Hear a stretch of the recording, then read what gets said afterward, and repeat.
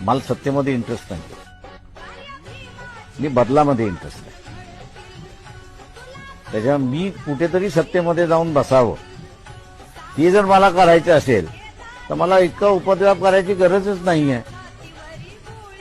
मला फक्त मोदीला फोन करायचा आहे किंवा नरसिंहराव होते किंवा असणारे इतर प्राईम मिनिस्टर, पण तुमच्या मंत्रिमंडळात मला यायचं आहे.